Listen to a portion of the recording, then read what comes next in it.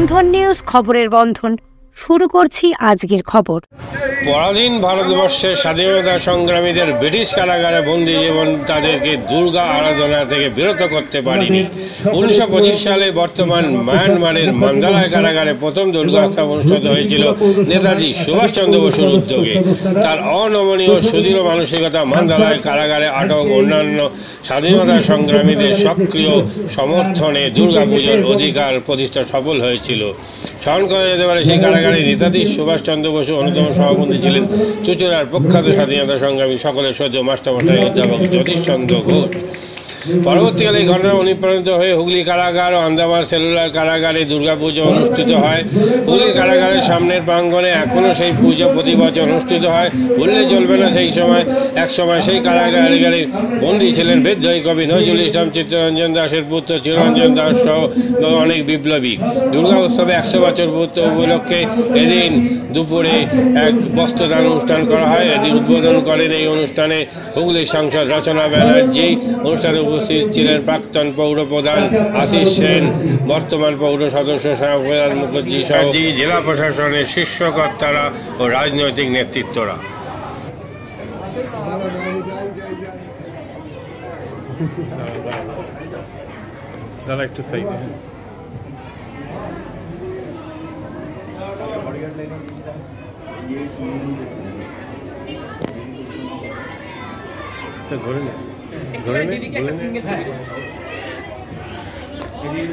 একটু বেরিয়ে যাও, এখানে আমাদের কিছু অনুষ্ঠান আছে, তোমরা দূরে গেলে সবাই দেখতে পাবে।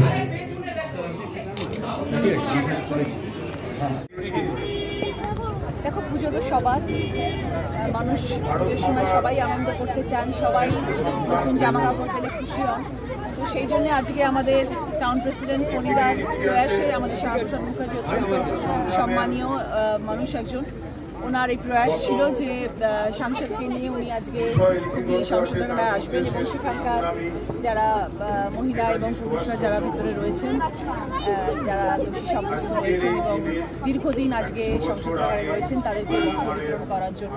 এবং সেই জন্যই আমি ভিতরে গিয়েছিলাম সবাইকে নতুন বস্ত্র দেওয়ার জন্য এবং ভীষণ ভালো লাগলো।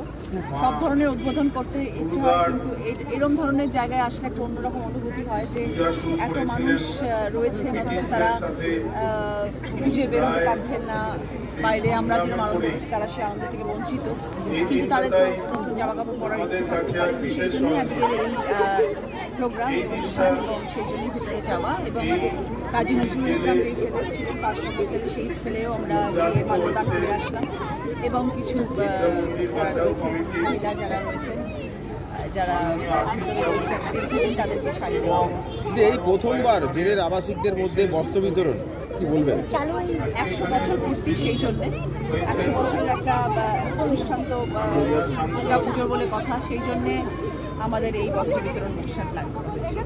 দিদি, বিদ্রোহী কবি কাজী নজরুল ইসলাম এই কারাগারে বন্দী ছিলেন দীর্ঘক্ষণ, সেই কারাগারকে ঘুরে দেখলেন আপনি? হ্যাঁ, সেখানে গিয়েছিলাম এবং সেখানে কাজী নজরুল ইসলামের মূর্তি রয়েছে, সেখানে আমরা মাল্যদান করলাম, প্রণাম করলাম এবং সেখানে বেরিয়ে আসলাম। এখন আমাদের দিদি, একদিন আগেই দেখা যাচ্ছে রাত 2টো পর্যন্ত আপনি ঠাকুর উদ্বোধন করলেন, কি বলবেন? রাত 2টো পর্যন্ত সাংসদ মণ্ডপ উদ্বোধন করছে। সব জায়গায় যেতে হচ্ছে, সব জায়গায় কিছুক্ষণ তো থাকতে হয়, সব মানুষই অপেক্ষা করে। সব থেকে বড় কথা, আমি তো রাত্রি 1টা-2টোতে উদ্বোধন করলাম, কিন্তু সেই সময়েও অগন্তি মানুষের ভিড় প্যান্ডেলে যে কখন সাংসদ আসবেন, এবং তারা সন্ধ্যে 6টা থেকে বসেছিলেন। আমার আসতে দেরি হয়েছে কারণ আমি বলাবাড়ি ছিলাম, আমি পাড়ুয়াতে ছিলাম, রাস্তাঘাটে অসম্ভব ট্রাফিক, বৃষ্টি বাদল হচ্ছে, আমার পৌঁছতে দেরি হয়েছে, কিন্তু তারপরেও মানুষ বসেছিলেন আমার সাথে দেখা করার জন্য। সেই জন্য আমি চিরকৃতজ্ঞ আমার চুঁচুড়াবাসীর কাছে, আমার হুগলি জেলার সব মানুষ। কিছু মানুষ বলেছিলেন দেখি রচনা কতগুলো পুজোতে নেমন্তন্ন পায়, কিন্তু এত নেমন্তন্ন পেয়েছেন রাত 2টো পর্যন্ত মানে উদ্বোধন করতে হচ্ছে। ঠাকুরের আশীর্বাদ, মানুষের ভালোবাসা, আর কিছু না। দিদি, প্রথমেই আপনি অনেক আগে বলেছিলেন পুজোতে শাড়ি হচ্ছে নারীদের অনেক বড় বিষয়বস্তু। আজকে লাল টিপ, লাল শাড়িতে সাংসদকে সবাই দেখছে, কি বলবেন? আজকে কি টিপস থাকবে চুঁচুড়াবাসীকে আগামী পুজো? ব্যাস ঠিক আছে, সবাই যে যেটা পরে কমফোর্টেবল ফিল করে ভালো করে সাজুন, আনন্দ করুন, সবাই সবার নিজের মতন করে শাড়ি পরবেন, সাজবেন, বুঝবেন, ঘুরুন, খারুন, খাওয়া দাওয়া করুন, এনজয় করুন, ব্যাস। কাল বলেছিলেন ছাতা খুলে হলেও মণ্ডপে যাবো, আজ কিন্তু ছাতা খুলতে হলো একটু হলেও। একটু হলেও ছাতা খুলতে হলো, গতকালও খুলেছিলাম, তো গতকালও প্রচুর ঝড় বৃষ্টি হয়েছে। আশা করি আর যেন ছাতা খুলতে না হয়, সাধারণ মানুষ যেন ব্যতিব্যস্ত না হয়। ইতিহাসে যা বলে দেখা গেল এখানে বড়দিন উৎসব পালনের জন্য জেলখানায় টাকা দেওয়া হতো ব্রিটিশ গভর্নমেন্ট। তখন নেতাজি সুভাষ বোস, জয়চন্দ্র ঘোষ এরা তখন মাদার জেলেতে ছিলেন। তখন তিনি ওখানে একটা অনশন অবস্থান করে তিনি বললেন এখানে কেন আমাদের দুর্গাপুজো করা দেবে না। জেলা ব্রিটিশ গভর্নমেন্ট তখন অনশন অবস্থান করে রাজি হয়ে 1925 সালে প্রথম হয় জেলের মাধ্যমে। তার পরবর্তী ক্ষেত্রে সমস্ত জেলার হুগলি জেলার যেমন এখানে এই জেলে হচ্ছে, বর্ধমানে যেমন হচ্ছে, যেমন মেদিনীপুরে হচ্ছে, আমরা কুচবিহারে হচ্ছে, শিলিগুড়ি হচ্ছে, জলপাইগুড়ি হচ্ছে, বহরমপুরে হচ্ছে, সমস্ত জেলায় এই দুর্গাপুজো হচ্ছে। এইগুলো সবই 100 বছর। এই পুজোটা এখন কারা পরিচালনা করছে? এই পুজোগুলো জেলের স্টাফেরা এবং জেলার সুপার সরকারও কিছু অর্থ সুবিধা। তাহলে এই পুজোটা এখন জেলা সংশোধনাগারেরই পুজো? আর পুজো এখানে কোনো চাঁদা তোলা হয় না, এরা নিজেদের পয়সা দিয়ে দিয়ে পুজোটা করে।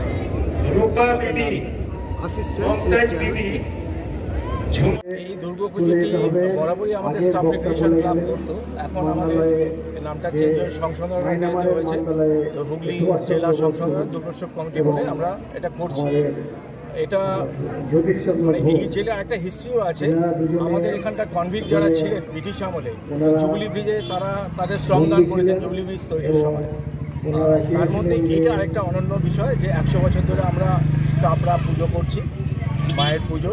তো এটা 100 বছর আগে জানা ছিল না, তো আমাদের এই কমিটি শ্যামাপ্রসাদবাবু, এই আশিস সেন মহাশয় এরা এসে আমাদের জানায় যে আমাদের হুগলি হিস্ট্রি এটা 100 বছরের পুজো হচ্ছে। আমাদের জানা ছিল এটা 100 বছরের বেশি হবে, আমাদের বললেন এটা এই মানে হুগলিতে আমাদের ভীষণ ভালো লাগলো। আমাদের এমপি এটাকে উদ্বোধন করলেন, খুব খুশি আমরা। এই দুর্গাপুজো তো অকাল বোধনের পুজো, মানে এখানে কি কি থাকে, কারা কারা এখানে থাকে? পুজোটা হয় মূলত কাদের? অকাল বোধনে। অকাল বোধনে যে রাবণ রামের হয়ে পুজো করেন ব্রাহ্মণ, আর মা দুর্গা তো আসেন, লক্ষ্মী গণেশ সীতা কার্তিক, তার সাথে লক্ষ্মণ। আমাদের একটা ওখানে ইয়ে করছে লক্ষ্মণ, যে আমাদের সীতা হনুমান যে আমাদের বনবাসী যখন ইয়েতে ছিলেন, মানে লঙ্কাতে যখন ছিলেন, তার জন্য আলাদা একটা ঘর আমরা তৈরি করেছি। এটা আমাদের বরাবর ট্র্যাডিশন হুগলি জেলের। এটা দেখা যায় যে হুগলি জেলায় কিন্তু করা যায় না, কিন্তু এই জেলের কাছেই যে অকাল বোধন, রাম লক্ষ্মণ হনুমান সীতা সবাইকে এখানে পূজিত হয়। এটা কি বরাবরই কি? বরাবর এটা হচ্ছে আমাদের অকাল বোধন। আমি 2008 থেকে 2010 ছিলাম, এই নিয়ে থার্ড পার্ট পোস্টিং হলো এখানে। যতবার দেখেছি অকাল বোধন, এবং পুরনো লোকদের কাছ থেকে শুনেছি এখানে অকাল বোধনের। স্যার আপনার নাম? আশিস। আমি শ্রদ্ধা জানিয়ে বলি যে 1925 সাল 24শে সেপ্টেম্বর তৎকালীন মান্দালয় জেলটা কোথায় না, মান্দালয় জেলটা হচ্ছে মায়ানমারে। সেই জেল চরম অত্যাচারের জেল, নরকের জায়গা। ভারতবর্ষ কেন, পৃথিবীর নরক যদি কিছু হয়, নারকীয় যন্ত্রণা যেটা বলে সেটা মান্দালয়ের জেলে। সেইখানে হঠাৎ করে তৎকালীন chief secretary Kolkata municipality Netaji Subhash বোসকে সেই জেলেতে ভরে দেওয়া হলো। সেই জেলে আরও সমস্ত সদস্য রয়েছে। সুভাষ সিদ্ধান্ত নিল এই জেলেতে আমি দুর্গা পূজা করব, কারণ আমরা জানি দুর্গা মানেই হচ্ছে শক্তির আধার, দুর্গা মানেই হচ্ছে জগদ্ধাত্রী, মানে চণ্ডী, যা দেবতা দেখছো, নারী জাতির উত্থান। নারী জাতিকে যদি কম খরচে বিশ্বমানের আধুনিক চিকিৎসার হুগলির মিডল্যান্ড নার্সিংহোমে বাংলার বিশিষ্ট চিকিৎসকরা এই নার্সিংহোমে রোগীদের চিকিৎসা করেন। জটিল রোগের চিকিৎসার জন্য রোগীদের আর দক্ষিণ ভারত যাওয়ার দরকার নেই। হুগলির মিডল্যান্ড নার্সিংহোমে পাওয়া যাবে বিশ্বমানের আধুনিক চিকিৎসা পরিষেবা। এখানে প্রসূতি মা ও সদ্যজাত শিশুদের বিশ্বমানের আধুনিক চিকিৎসা পদ্ধতিতে চিকিৎসা করে থাকেন গাইনো ও শিশু চিকিৎসকরা। দুপুর 12টা হোক বা রাত্রির 12টা, রোগীদের জন্য 24 ঘন্টা চিকিৎসা পরিষেবা বজায় রেখেছে হুগলির মিডল্যান্ড নার্সিংহোম। আমি ডক্টর মানস ঘোষ, আমি মিডল্যান্ড নার্সিংহোমের মেডিকেল ডিরেক্টর। বিশেষত্ব বলতে যেটা আপনি বললেন, একটা হচ্ছে এনআইসিইউ, নিউনেটাল কেয়ার ইউনিট। আমি বলতে পারি এটা আমাদের আশেপাশে হুগলি জেলায় নেই। নিউনেটাল মানে হচ্ছে যেটা বাচ্চা জন্মের পরেই প্রথম 28 দিনকে আমরা নিউনেট বলি, প্রথম ফার্স্ট 4 উইকস। তো এই সময়ে বাচ্চাদের সমস্ত রকমের চিকিৎসায় বলুন বা তাদের দেহের গঠন বলুন বা তাদের রোগগুলোই বলুন, সেগুলো সবগুলো অন্যান্য বাচ্চা মানে তার থেকে বড় বাচ্চার থেকে কিন্তু অনেকটাই আলাদা। এবং এই ক্ষেত্রে বাচ্চাদের বাচ্চারা খুব সেন্সিটিভ হয়, বাচ্চাদের রোগ প্রতিরোধ ক্ষমতাও অনেক সময় কম থাকে এবং এগুলোর জন্য স্পেশাল কেয়ার লাগে নিউনেট, এবং তাদের পুরো চিকিৎসা পার্টটা একটা আলাদাভাবে তৈরি হয় প্রথম 28 দিনের জন্য। আমরা এখানে চুঁচুড়া, বিশেষ করে চুঁচুড়া এবং হুগলিবাসীর জন্য এই জিনিসটা আমরা আনতে পেরেছি, যেখানে আমাদের বাচ্চাদের এই নিউনেটদের ক্রিটিক্যাল খুব খারাপভাবে যে নিউনেটগুলো জন্মেছে বা যারা জন্মের পরে যারা হাঁপাচ্ছে বা যারা মেকোনিয়াম খেয়ে ফেলেছেন বা যাদের কোনো জন্মের পরে কোনো রকমের শ্বাসকষ্ট বলুন বা কোনো রকমের অসুবিধে হয়েছে বা জন্ডিস ধরা পড়েছে বা অন্য কোনো কমপ্লিকেশান হয়েছে, সেই ধরনের বাচ্চাদের চিকিৎসা করার জন্য উপযুক্ত ব্যবস্থা আমরা এখানে করতে পেরেছি। তার ভিতরে আমরা বলতে পারি আমাদের এখানে ওয়ার্মার আছে সাফিসিয়েন্ট, আমাদের এখানে 6টা বেডের জন্য ওয়ার্মার আছে এবং আমাদের এখানে phototherapy bilayer double surface phototherapy আছে যাদের কনজেনিটাল বা যাদের জন্ডিস ধরা পড়েছে তাদের জন্যে, এবং বাচ্চাদের ভেন্টিলেটার আছে আমাদের একদম নিওনেটদের জন্য। এই ভেন্টিলেটার সাধারণভাবে সব জায়গায় পাবেন না, এবং বাচ্চাদের বাবেল সিপ্যাপ যেটা একটা স্পেশালাইজ মেশিন, বাচ্চাদের যেহেতু ভেন্টিলেটার খুব বেশি লাগে না, কিন্তু বাবেল সিপ্যাপ বলে একটা জিনিস খুব বেশি লাগে, তাদের অক্সিজেনের পরিমাণ কমে গেলে, তাদের শ্বাসকষ্ট হলে, সেটাও আমাদের এখানে আছে। এবং আমি কিছুদিন আগে আমাদের একটি বাচ্চা এখানে ভর্তি হয়েছিলেন যার শ্বাসকষ্ট হতে শুরু করেছিল জন্মের 6 ঘন্টা পর থেকে, এবং সুন্দরভাবে তাকে আমরা এখানে চিকিৎসা দিয়েছি। আমাদের এখানে দুজন খুব ইয়ং এনথুজিয়াস্টিক পেডিয়াট্রিশিয়ান আছেন, ডক্টর মৈত্র এবং ডক্টর ঘোষ। তো তারা তাদের দুজনের আন্ডারেই বাচ্চা ভর্তি ছিলেন। অন্য পেডিয়াট্রিশিয়ানরাও আসেন, বাট এনারা আমাদের এখানে সবসময়ই থাকেন মোটামুটি একটা স্তম্ভের মতো আমাদের নিউনেটাল কেয়ার ইউনিটের জন্য। এবং বাচ্চাটি এই মুহূর্তে খুবই ভালো আছে, তাকে আমরা ডিসচার্জ করেছি। এটা কি প্রিম্যাচিওর বেবিদের ক্ষেত্রে এটা বেশি প্রয়োজন হয়? ভীষণভাবে প্রিম্যাচিওর বেবি যারা একটু আগে জন্মেছেন বা যাদের ওয়েট কম হয়েছে, এবং অনেক সময় মায়ের বা ওয়েট অনেক সময় বেশি ওয়েট হলেও যে সেটা ভালো সেরকম নাও হতে পারে, যেমন ডায়াবেটিসের ক্ষেত্রে হতে পারে। তো অনেক সময় বাচ্চাদের বারবার জন্মানোর পর সুগার ফল করছে, এটাও আমরা দেখি। অনেকগুলো কারণেই যেগুলো জন্মের পরেই যে সমস্ত সমস্যাগুলো হয়, সেগুলোর জন্য এরকম স্পেশালাইজ ইউনিট দরকার হয়, নিউনেটাল কেয়ার ইউনিট, এবং সেটা আমরা এখানে করতে পেরেছি। প্রথম কথা হচ্ছে জীবনের দাম সব থেকে বেশি, ঠিক আছে, এবং যে মা 10 মাস তার বাচ্চাটাকে গর্ভে ধারণ করেছেন, তার জন্য সারা পৃথিবীর সব থেকে মূল্যবান জিনিস বা সেই বাবাটির জন্য কিন্তু সেই শিশুটি। রিগার্ডিং কস্ট যদি বলেন, আমরা এমনিতে একটা মফস্বল এলাকাতে থাকি এবং আমাদের পুরো নার্সিংহোমটাই মফস্বল এলাকাতে। আমরা সেটার কথা মাথায় রেখেই আমাদের যে সমস্ত কস্টগুলো রেখেছি। এবং এই যেটা বললাম, কয়েকদিন আগেই আমাদের একটি বাচ্চা যাকে হঠাৎ করে শিফট করতে হয়েছিল নিকুতে, সে চিকিৎসা পেয়ে গেল। তার বাবা মা দুজনেই খুব স্যাটিসফাইড। আমাদের যে ফেসবুক আছে, পেজ আছে, সেখানে আপনারা তাদের কথা শুনলে বুঝতে পারবেন। এবং কস্ট যথেষ্ট রিজনেবল। আমি একেবারে কম বেশি এরকম বলবো না, আমি বলবো রিজনেবল। আমাদের মফস্বলের জন্য যেটা হওয়া উচিত সেই রকমই করা আছে।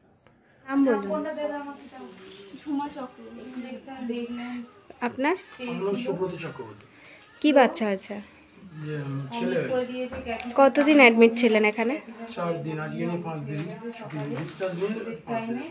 কোন ডাক্তারের আন্ডারে হচ্ছে? আর বাচ্চাকে কে দেখছিল? শুভদীপ মিত্র, ডক্টর শুভদীপ মিত্র। বাচ্চার কি হয়েছিল? শ্বাসকষ্ট ছিল, আর স্যাচুয়েশন পাচ্ছিল না, ফটোথেরাপি দিতে হলো। শ্বাসকষ্টের জন্য কি করতে হয়েছিল? ভেন্টিলেশন দিতে হয়েছিল। প্রথম সকাল থেকে তো এমনি নর্মাল অক্সিজেন চলছিল, রাতের দিক থেকে আবার ভেন্টিলেশন দিতে হয়েছিল। এখন কেমন আছে বাচ্চা? এখন ভালো আছে, একদম সুস্থ। মা কেমন আছে? মা ভালো আছে।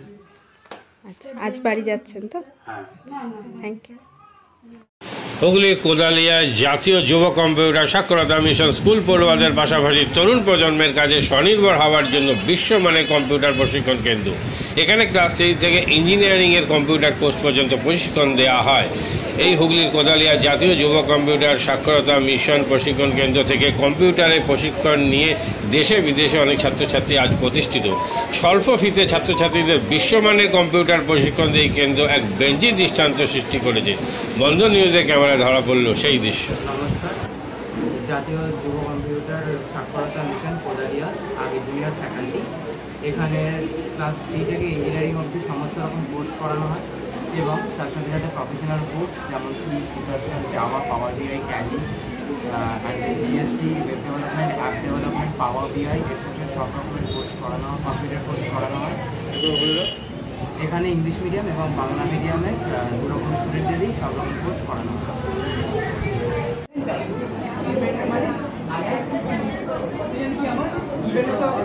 সেকেন্ড কি আমার ট্যালেন্ট, রাইট?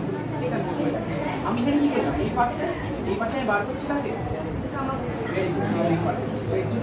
এই পার্টটা first while loop is for the sum of digits and the second while loop is for the reverse.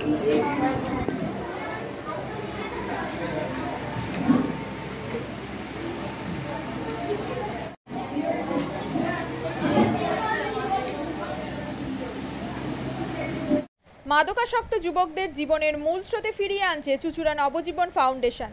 আজ থেকে 7 বছর আগে পথ চলা শুরু হয়েছিল এই সংস্থার। হুগলি জেলা থেকে শুরু হয়েছিল নবজীবন ফাউন্ডেশনের কাজ। আজ গোটা উত্তর পূর্ব ভারতে ছড়িয়ে পড়েছে তার ব্যাপ্তি। জেলা ও রাজ্যের হাজার হাজার মাদকাসক্ত যুবকদের মানসিক ও শারীরিক চিকিৎসার মধ্যে দিয়ে সুস্থ জীবনের পথে ফিরিয়ে আনছে নবজীবন ফাউন্ডেশন। কি করে এই সংস্থাকে তিল তিল করে গড়ে তুলছেন বন্ধন নিউজ এর ক্যামেরার সামনে, সে কথা বললেন সংস্থার কর্ণধার চন্দন দাস। দেখি ওটার মধ্যে কি আছে বা পাড়ার বড় দাদারা করছে, আমিও একটুখানি করি, ফিলিংসটা কি সেটা দেখতে যাই।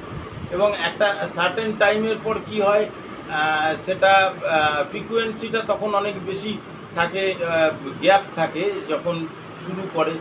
পরবর্তীকালে যখন নির্ভরশীল হয়ে পড়ে সেই একটা সাবস্টেন্সের উপর, তখন সেটা থেকে বেরোনোর জন্য সে নানা রকম চেষ্টা করে, কিন্তু তার ওয়ে আউটটা জানা নেই যে কোন রাস্তা দিয়ে গেলে নেশা থেকেও বিরত থেকে সুস্থ স্বাভাবিক জীবনযাপন করা যায়। তো আমি ভাবলাম যে শুধুমাত্র আমি সুস্থ স্বাভাবিক জীবনযাপন করলাম, আমার জীবনের সার্বিক উন্নতি হলো, বা আমার যেসব এম বা আমি জীবনে যে জিনিসগুলো করতে পারিনি সেগুলো আমি ফুলফিল করলাম, তাহলে তো শুধু আমার কথাই ভাবা হবে। তাহলে আমি এরকম কিছু কাজ করি যাতে আমার মতো আরও 5 জন আমার দ্বারা উপকৃত হয়। এবং একটা সার্টেন টাইমের পর যখন মানুষ চায় যে ফিরতে, অথচ তার কাছে রাস্তা থাকে না, তখন এই একটা WHO ওয়ার্ল্ড হেলথ অর্গানাইজেশন একটা প্রসিডিওর বার করেছে।